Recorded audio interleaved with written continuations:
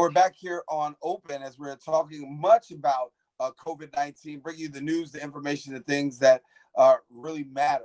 And when we talk about navigating COVID-19, we've heard from educational institutions, but also the question about nursing facilities. Is the proper amount of care being taken at nursing facilities? Joining us here are two very special guests who are sharing. We've got Alan and Eli Fuchsberg. They're from the Fuchsberg law firm, and they're sharing a little bit about what is going on in regards to nursing facilities. And I would just, first of all, welcome you both to the show. And Alan, I'll let you start. We're going to let the elder statesman take it away first. But when we talk about the work that you're doing, I know recently you just launched a class action lawsuit at a nursing facility, assisted living, I should say. Correct, and it is an assisted living facility, but there is very little difference. It has to do with whether the resident can get around more independently or less independently. By Medicare and Medicaid standards, the level of medical problems you have in order to get into a nursing home or an assisted living facility is the same.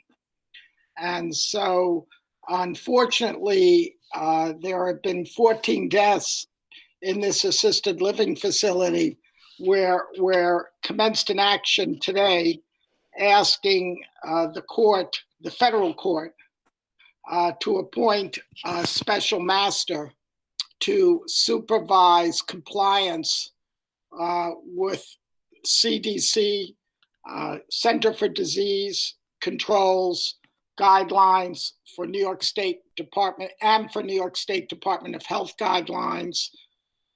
Unfortunately, people come into the facility from hospitals who are recovering from coronavirus, or there are people in the facility who are getting coronavirus, and they're not providing enough trained people to quarantine, to separate, to medically examine such patients, and to guide the rest of the people in the facility so that they stay safe as well.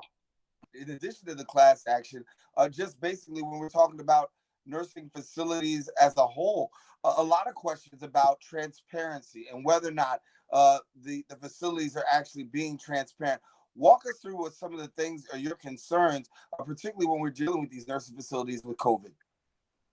Well, a lot of these facilities had, unsanitary conditions and were understaffed, well before the coronavirus epidemic. In Bronx, there's the King Harbor Multi-Center, which there had been a class action lawsuit since 2015, alleging that they were understaffed, that patients weren't being changed, that patients weren't being moved. An elderly patient needs to be moved from the bed to the chair. Also, they develop bed sores. They need to improve their circulation. So you had these problems before the coronavirus epidemic came. And I mean, it's no surprise that King Harbor Multi-Center, has 46 suspected deaths due to COVID-19. And the only reason we know this is from, New York State Department of Health, which has been releasing these figures. And the conditions are just, terrible. I think you see, nursing homes saying that we're understaffed, that we don't have enough equipment. And then you have the governor saying, no, it's your job to have that equipment. And, I think the nursing facilities themselves need to take some responsibility here. I mean, we have a client at our firm she was a nurse and a health worker, and, they were not providing masks or gloves to this worker. And she actually brought her own in and started wearing it. And the facility told her, no, we want to be consistent. We don't wear this mask. And, she ended up on a ventilator. And it was a very, disastrous outcome. And they didn't start, implementing these measures until it was too late. You see these at dialysis centers, a high spread of this disease. And, one of the cases that we're working on is actually it's in Brooklyn at the Cobble Hill Health Center, where there's been 55 fatalities. And the stories that you hear coming out of there are just horrendous, where there's just residents gasping for oxygen at night, calling for help, not being helped. where the staff is asking other, a 65-year-old patient to look after an 85-year-old patient, and that, that's what we're seeing in the case that we're filing later today at an assisted living facility. Yeah. And I want to bring Alan back. Talk to us a little bit about patient rights, right? Because so many times these rights are being violated. When does the light go off to say, listen, I need to really get some more involvement beyond just administration and going to administration and really going in a legal matter? When does it really start to hit that course? Because I think sometimes that's the question for a lot of families, because it's really sensitive. They're going through an emotional time, but they don't know when's the difference between, all right, I'll stop here with the administrative and now let's move to a legal. Correct. So there's two ways to look at it, but looking at it from the fact that we're all connected to people who are in nursing homes or assisted living. They could be our parents, our sister, our brother, our favorite cousin, our favorite uncle.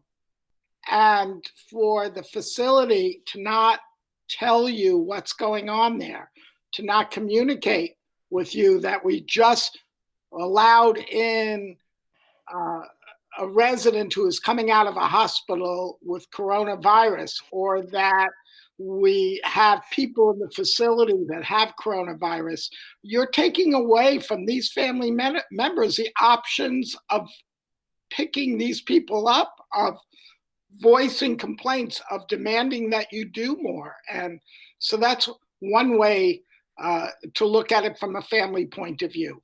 From a legal point of view of when does a family go into court, our perspective is about compelling these places to do a better job, these nursing homes, these assisted living facilities. Some of them do great jobs, but a lot of them are falling well below. We know there's a history of understaffing, and it's really coming to shine at this point. The main point that I want to make, yes, nursing home residents are more at risk, but that's why we have to draw our attention there and not be resigned to it. There are many lives that could be saved and people's health kept by paying more attention, not giving up.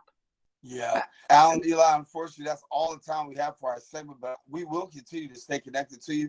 We want you to give us some updates and let us know how these things are working in the nursing facilities and what resolution, if any, that you actually reach in these particular cases. And so thank you so much, Alan and Eli Fuchsberg. Thank you so much for being with us here on Open.